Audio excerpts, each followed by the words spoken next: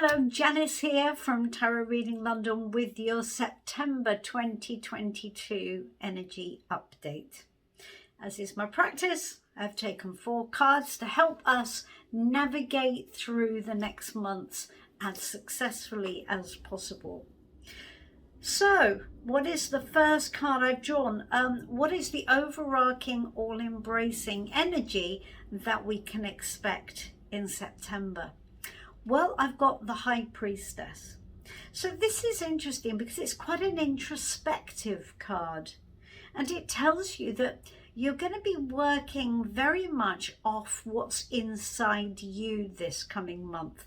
And it's a feeling that, you know, if you're approaching the month, or you're approaching things happening in the month with the sort of feeling, I think that might be, then you're in the High Priestess energy. It's really important when we're dealing with the High Priestess energy to know ourselves properly, to know what we fear, to know what our intuition is, to know where our feelings are coming from, because she's very much about self-knowledge. She's about our internal wisdom, the light and the dark of us. So not just all about your good bits, all about your higher self and your intuition, that's all great, but also what's down in the cellar. What are you afraid of? What buttons do you have that might get pushed? Because I think this coming month is going to be really, really important for you to understand those things and to sort of, you know, get ahead of them a little bit and to get a head start on them. Now, the High Priestess is a non-physical card, and it's a card of, as I said, your internal knowledge.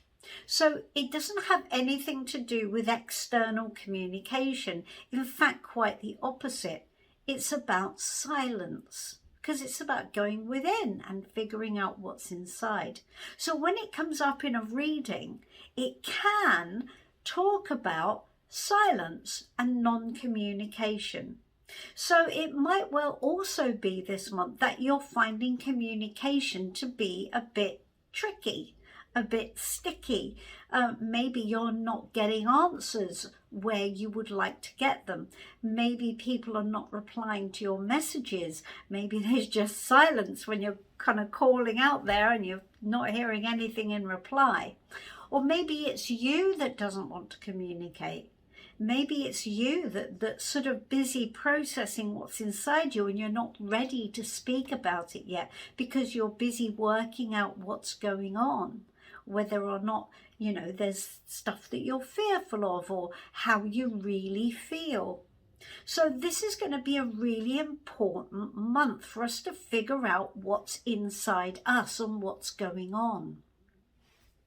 So what should we embrace for the month ahead? Well, the 3 of Swords. Now that's interesting, isn't it? Because, you know, I talked about red buttons. Well, our red buttons are our points where somebody sort of prods us or something prods us and we find it difficult. We find ourselves, you know, railing against it or getting upset or emotional in some way. So the 3 of Swords are those sore points. It's not a great card, is it? It's a tricky card. And so perhaps what's happening this month is that the High Priestess is sort of going, this doesn't look like it's going to be a fun situation. Looks like we might have some disagreements here, or this might cause me some emotional pain. So I'm just going to keep my peace. I'm not going to say anything. I'm just going to try and work out where things are safe, where they're not safe. Tricky. But it is asking us not to avoid those difficult situations. Again, it's all about getting out and ahead of it. It's saying it's going to be better to actually engage with situations that we find emotionally difficult rather than try and sort of just, you know, stay safe and stay quiet. So even if that stuff that you want to say, you think someone else isn't going to like, it's probably going to have to be said, because keeping quiet is not going to be, even though you want to, not going to be the best way forward. So engaging with the Three of Swords is never a fun thing to do, but nevertheless, that's what we're being asked to do.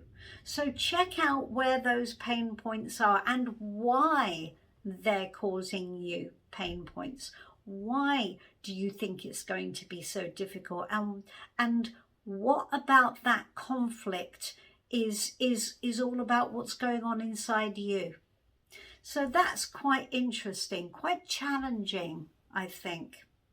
So what should we what are we going to find challenging this month?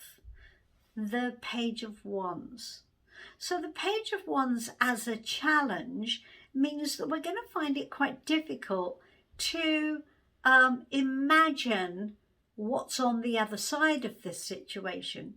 Pages in tarot are always future focused and they're curious, and the Page of Wands specifically, because it's fire energy, is always interested in what's exciting and what carries a little bit of risk, but manageable risk. But there's always a transformation in the Page of Wands. We're going to find that difficult to engage with this month, perhaps because we're intuiting a bit of a problem where we're so involved in this thing of, this thing that's ahead of us is not going to be pleasant, we're not going to enjoy it. Maybe there's going to be some disagreement, maybe some arguments, maybe a parting of the ways from somebody. Whatever that is, whatever it is that you're finding so challenging, it's going to be important that you don't just live in it, and that you engage with it, but you're also able to think beyond it to what you actually want, to why you need to do this in the first place, probably. So the Page of Wands is all about figuring out what it is you're heading towards. What do you want to create? What's the point to all of this? Interesting. So, what is the message from Spirit this month? The message from Spirit is the Two of Pentacles.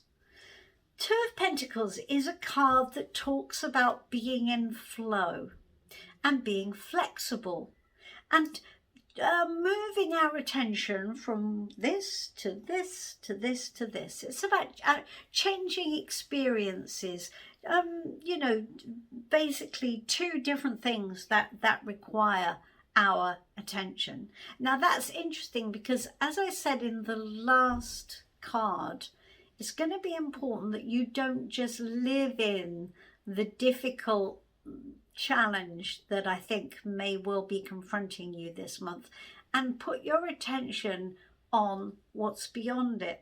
And again, the Two of Pentacles asks you to be able to flow from one state to another, to be light, to be able to be flexible in the way you deal with things, not too rigid. Because sometimes when we're confronted with a situation that looks emotionally difficult, we kind of get ourselves all like prepared for battle, don't we? And we can get a bit tight and a bit fixed and like, right? But actually, the message from Spirit asks us not to do that. We want to remain quite fluid, and we want to remain quite flexible. So we don't want to sort of, dam up and get all tight-lipped. Again, damming up looks like the High Priestess, no communication. So it's really important we don't keep it all inside. We don't want to do that.